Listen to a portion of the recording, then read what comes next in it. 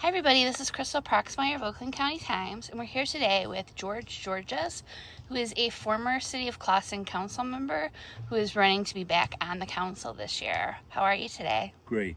Welcome to my yard. Let's put the show together. Well, thank you for talking with us. Can you just tell us why you've decided to run again? I can show you. It revolves around this. Okay, for those that can't recognize it, this is part of a bond, okay, for the $25 million we're going to spend for roads and sewer construction. And this is what the bond looks like. This is one of the bonds.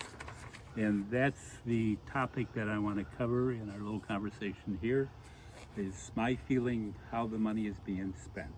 To kind of sum it up, okay, I believe the current leadership in city and council believe concrete is the best choice. They are in the minority when it comes to actual uses of asphalt versus concrete. So if you want to waste $12 million, which is the savings I think we can generate by using asphalt versus concrete, then you have to vote for the current leadership. If you want better enhanced infrastructure, then it's time for a change. Okay. I did a quick survey of the metropolitan area, and I'm just going to briefly read cities in this area that use asphalt. Okay. Detroit, Birmingham, Royal Oak, Troy, Livonia, Novi, Farmington Hills, Sterling Heights, Southfield, Warren, Dearborn, Dearborn Heights, Ferndale, Madison Heights, Rochester Hills, Grosse Pointe Woods, Auburn Hills, Taylor, East Point, St. Clair Shores, Westland, Pontiac, Oak Park, Hazel Park, Redford, Southgate, Wyandotte, Clinton Township, and Shelby Township. Right. These are the cities in our immediate area that actually use asphalt versus concrete.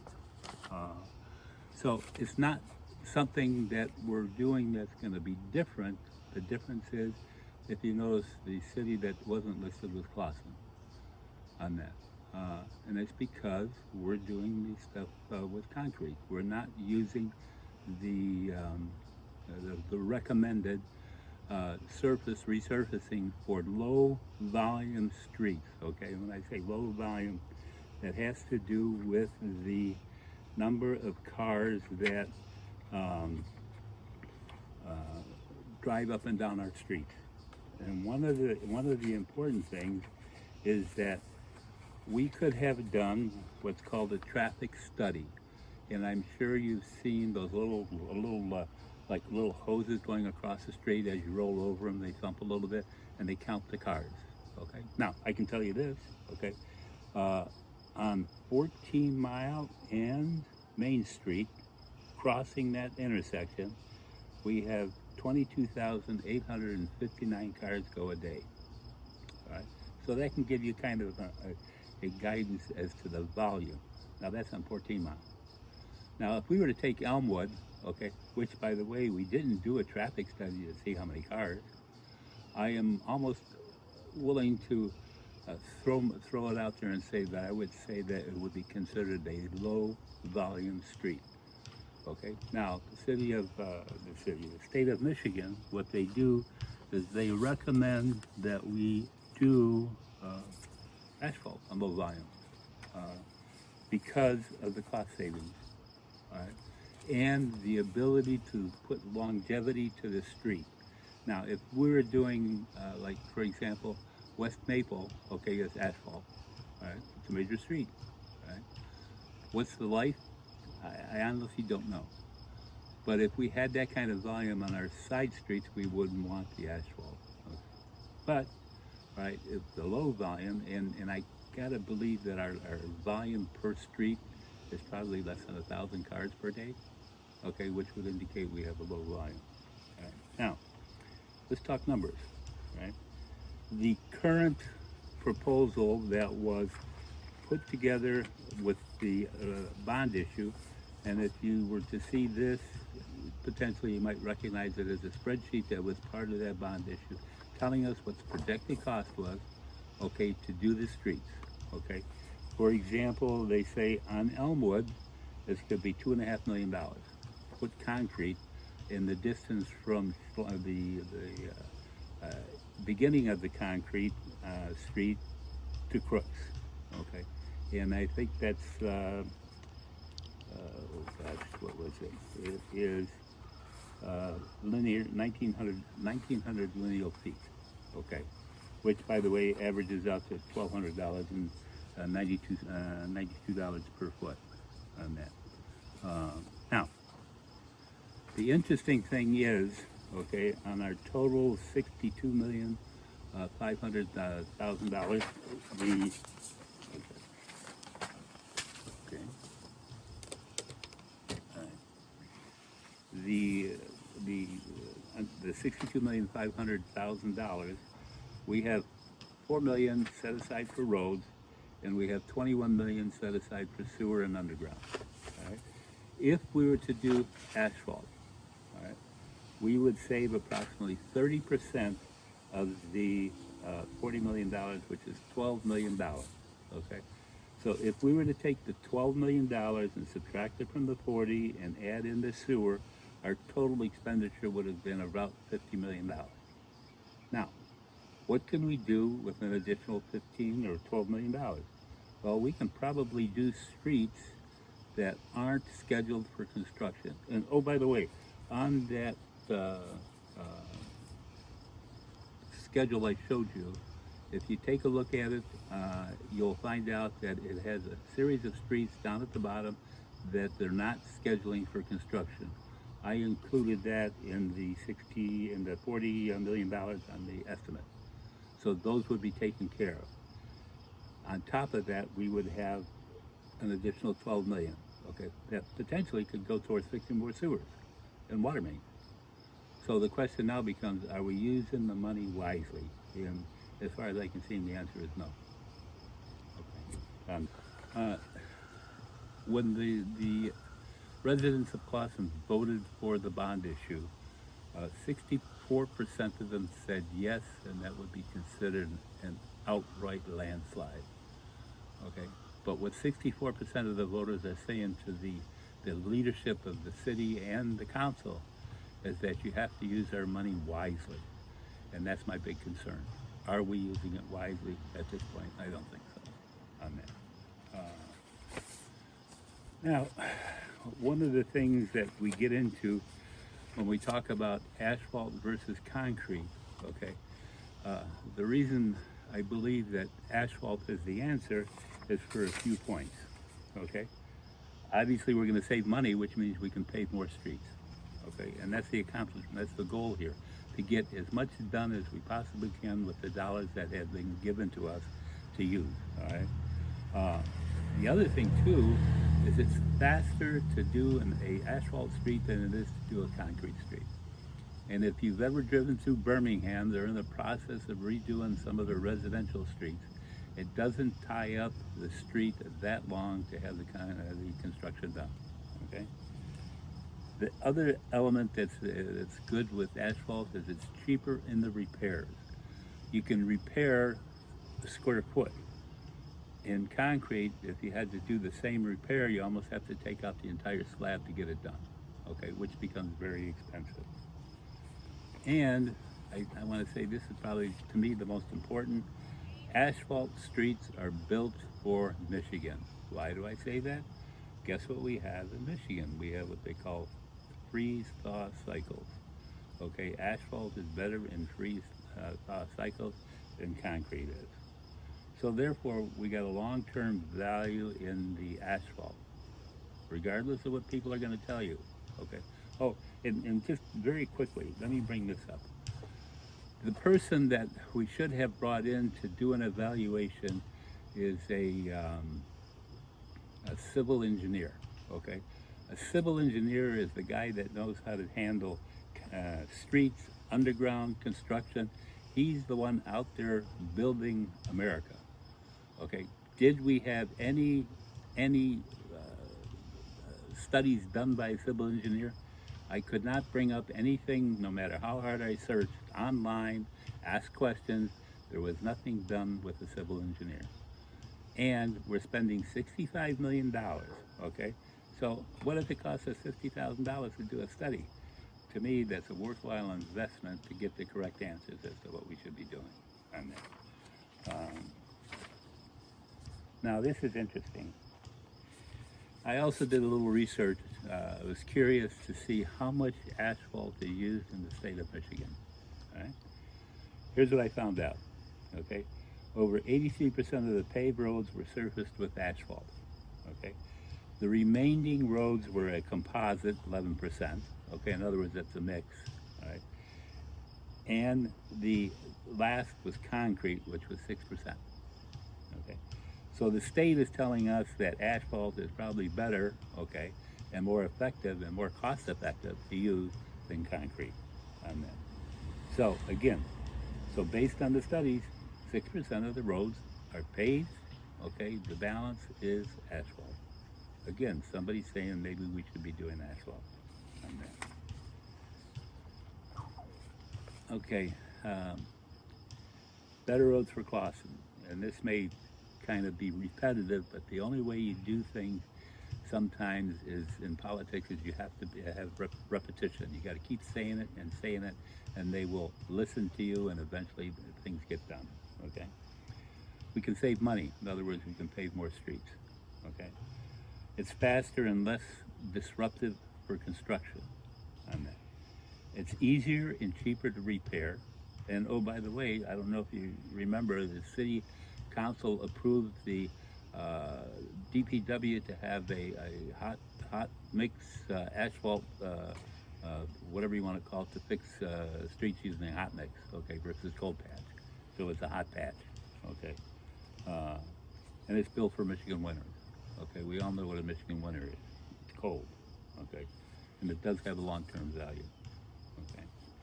Now, the other thing that I wanted to see the city do in relation to the $65 million bond issue, okay, is to set up what I'm going to call a public tracker tool. In other words, with your computers or your cell phones, you can go to a site, okay, that'll show you the details of the bond issue. Okay, in other words, we're going to create a form of transparency. Okay, they're going to tell you how much of the work has been done, how we're progressing. Okay, how cost effective. Okay, and projected deadlines. Okay, it's a form of accountability. Okay, they can set this in place. Okay, because right now my understanding is we have a gentleman that does communications, so he should be able to set this up. It's not that complex, okay? And it gives you, the public, an accounting of how the money is being spent, right then and there as it's being done. You don't have to wait for a city council meeting. You don't have to wait for a special letter from the city manager. It's there. You can go to it and you can see, okay, what we're accomplishing. And then in the process of doing all this research, I came across something that was interesting to me, which they call smart development. It's a concept in developing the city so that it grows with you, okay? In the ways it becomes like, for those of you that drive through Birmingham on West Maple, you're gonna see that big water tower, and it talks about walkability of the city. In other words, that's what you can do with the smart development. You can create a walkability so that you can walk through it and you can enjoy it, okay? And it's sustainable and the infrastructure. Again, you pay attention to the infrastructure, okay? Again, spending the money wisely, okay?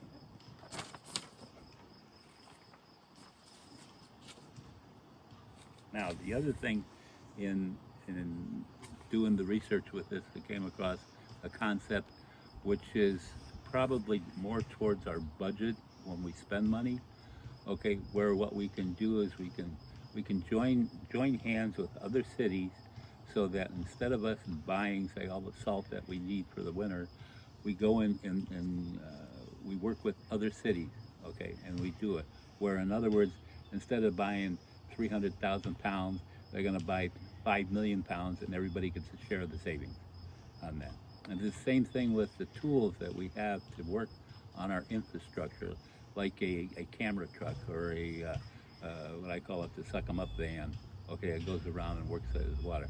We can jointly buy something like that. So instead of spending a $500,000 to $750,000, and then say we got three or four cities, okay, we have a fourth of the cost. Okay, again, we save money.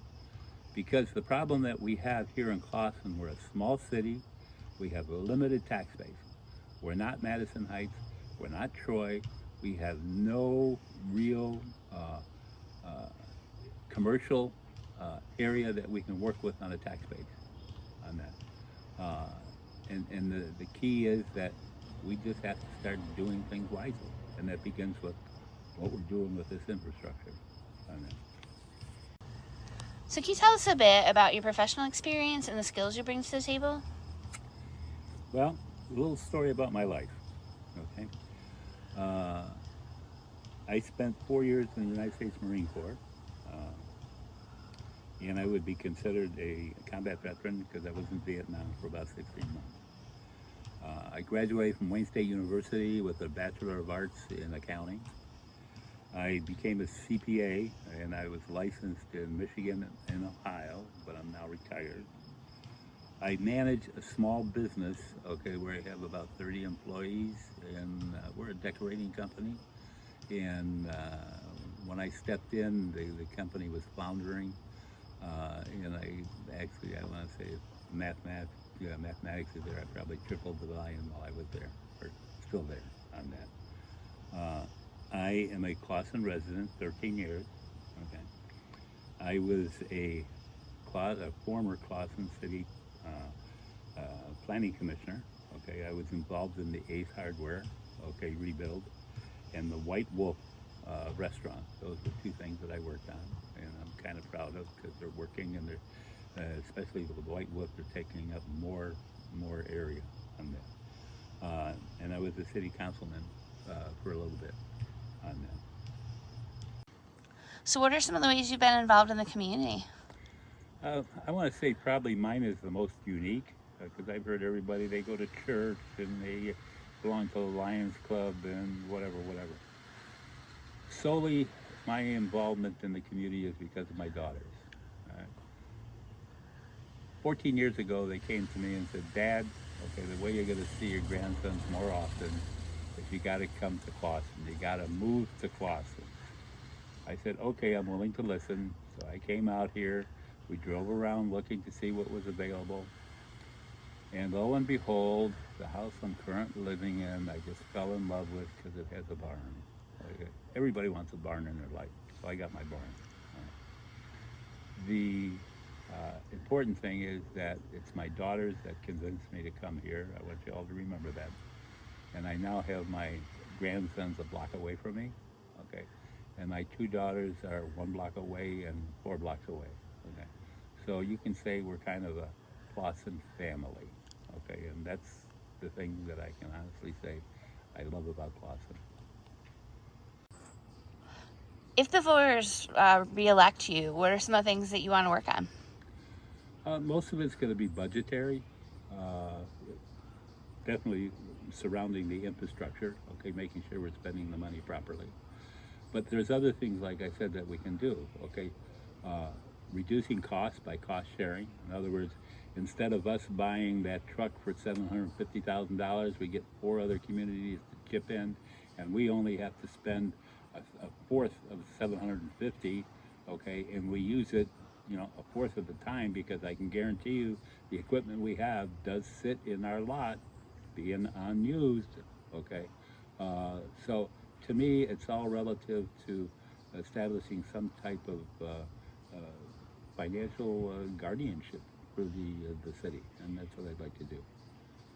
Oh, before I forget, I would also like to set up an audit committee. The audit committee's function, okay, is to work between the city council, the city manager, and the city auditors, where we become part of that team putting the financial statements together. Okay, it's just not the city manager and the city auditors.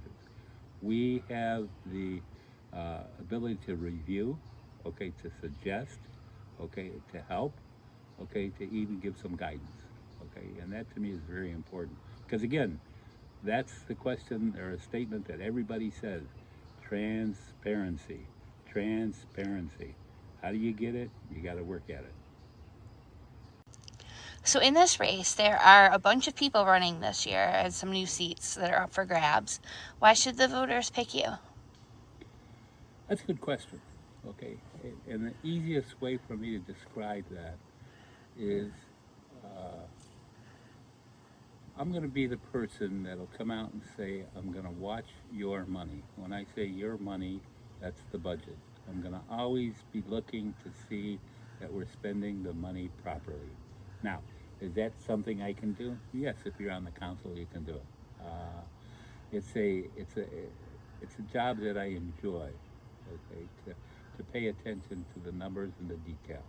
So that's why I want to run. Okay, is I want to pay attention to that detail, which is to your benefit if you vote for me. If voters want more information about you and your campaign, where can they go? Well, the easiest way right now is to send an email to George at ggeorges.com. That's GGEORGES.com. That's my email. Probably in about a week to 8 days, I'm going to have a website up where I'm going to have all of this literature that I've been talking about up on the website. So if you're that interested, you can go on there and digest it and see what it's all about. Perfect. Well, thank you for talking with us today. Thank you for coming out to my house.